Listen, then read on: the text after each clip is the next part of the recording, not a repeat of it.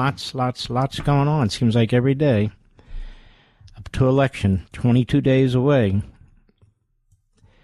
Hope you folks in early voting states have already voted, or you're going to vote this week. I'm quite serious about this. There's a lot going on today.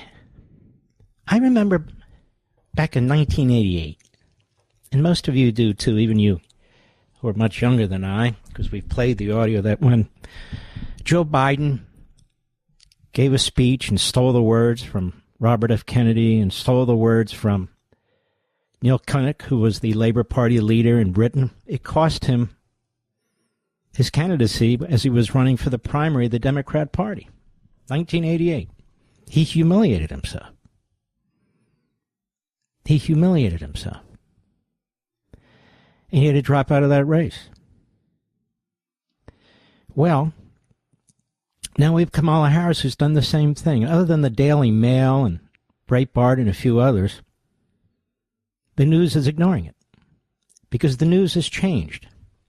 As bad as it was back then, it's 100 times worse today. So let me read something to you from the Daily Mail. And plagiarism is stealing, just so you understand. It's stealing the intellectual work, the intellectual property of somebody who actually put the time into thinking, writing, researching. And she's a lawyer. And lawyers, above all others, know that it is unethical to steal somebody's intellectual property.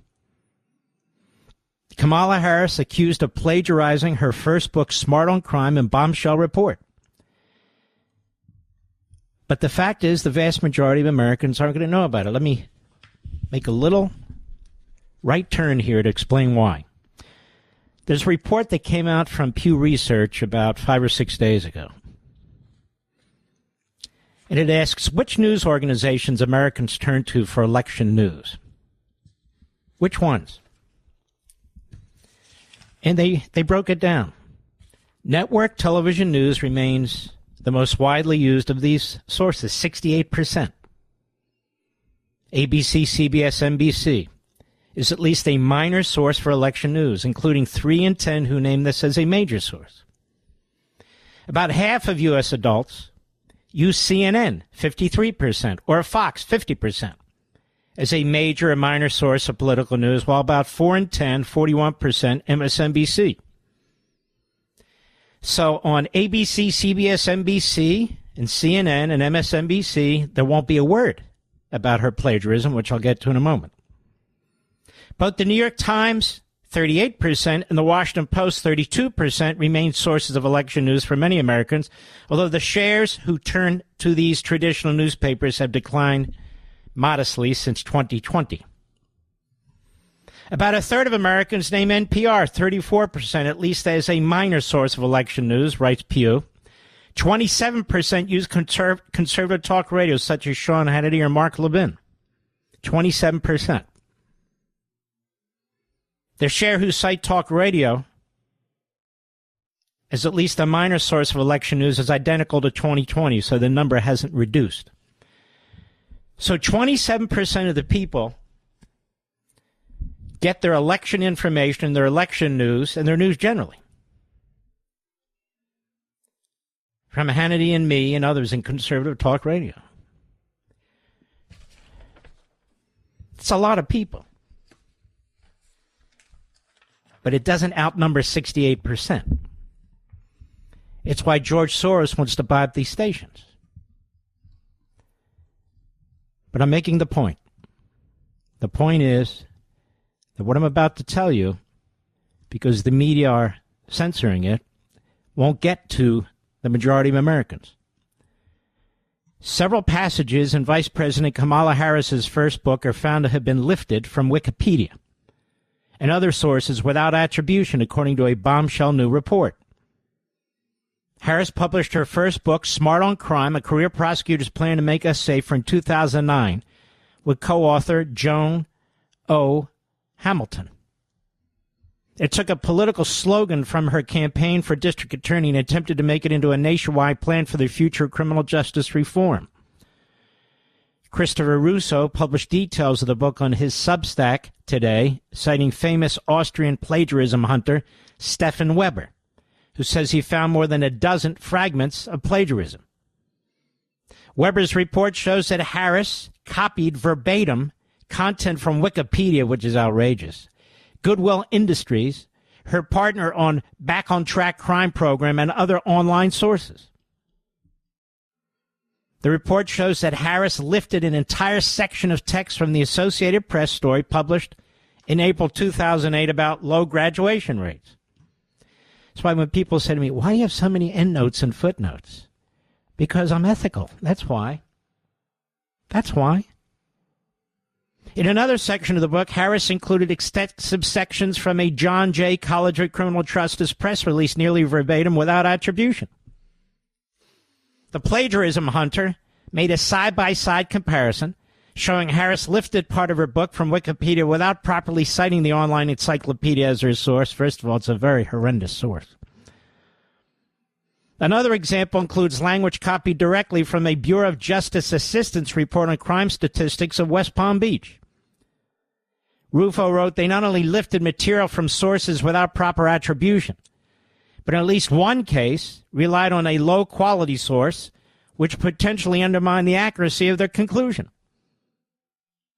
How do you like that? The Harris campaign did not return a request for comment. Why? Because they don't have to.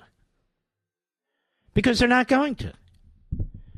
Because CNN and MSNBC and the networks and the newspapers are going to ignore it.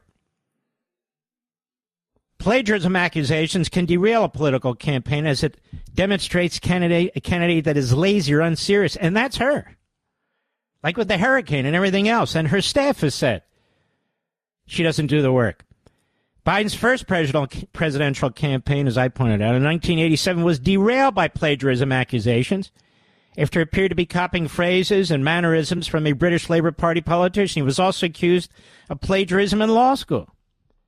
Political figures typically rely on ghostwriters to publish their first published works, but Harris's image and author credit is used for the book, suggesting she should address the controversy. Rufo said Harris and her publisher should retract the plagiarized passages from her book and issue a correction. There's nothing smart about plagiarism, which is the equivalent of an academic crime, he concluded. That's right, it's stealing. That's what it is. Harris's first book kicked off her first national media tour. She raised her political profile and prepared to run for Attorney General of California. She's a fraud, folks. She's a fiction.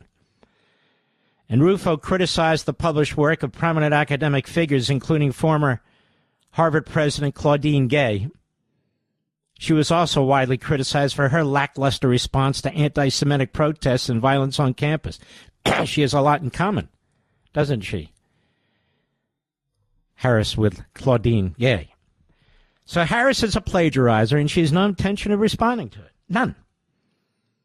None. And she's not going to be questioned about it. But she is a plagiarizer. She stole somebody, and not just a little. She stole a lot. She stole a whole lot. Now here's Rufo in his post. Kamala Harris has become famous in part for a unique rhetorical style. She switches freely from various accents and peppers her speeches with catchphrases. But as we have discovered in this exclusive report, he writes, one second, please. Another element appears to exist within Kamala Harris's rhetorical universe, plagiarism. At the beginning of her career, in the run-up to her campaign to serve as California's Attorney General, published a small volume, Smart on Crime. It helped to establish her credibility on criminal justice issues. But Stefan Weber, this guy's the key, he did the work. A famed Austrian plagiarism hunter who has taken down politicians in the German-speaking world. Harris's book contains more than a dozen, quote, vicious plagiarism fragments, unquote, he said. Some of the passages he highlighted appear to contain minor transgressions, reproducing small sections of text, insufficient paraphrasing, but others reflect more serious infractions, similar in severity to those found in Harvard President Claudine Gay's doctoral thesis. Harris did not respond to a request for comment. Let's consider a selection of these excerpts from Harris's book. I'm not going to read it all. There's a lot. beginning with one in which Harris discusses high school graduation rates. Here she lifted verbatim, word for word, language from an uncited NBC News report with the duplicated material marked in italics. I won't read it to you. It's there. There's more in another section of the book, Harris Without Proper Attribution. We talk about the John Jay, 2 full paragraphs. A section about a New York court program. She stole long passages directly from Wikipedia, long considered an unreliable source. She not only assumes the online encyclopedia's accuracy, but copies its language nearly verbatim without citing the source. And it's a long steal. To make matters worse, in duplicating Wikipedia's language, Harris seems to have missed critical information and misstated irrelevant detail. While the BGA report, Bureau of Justice Assistance, was not the proper source, and he goes on in detail. Finally, while attempting to write a description of a nonprofit group, Harris simply lifted promotional language from an Urban Institute report and failed to cite her source. Now, it goes on and on. She is a plagiarist of the worst kind. But when you are trained as a lawyer, you go to law school, when you take various classes, you learn how to do legal research and briefing and that sort of thing, it is almost beaten into you, the importance of citing your sources and citing them correctly. And citing them correctly. It is an ethical breach to steal somebody's information.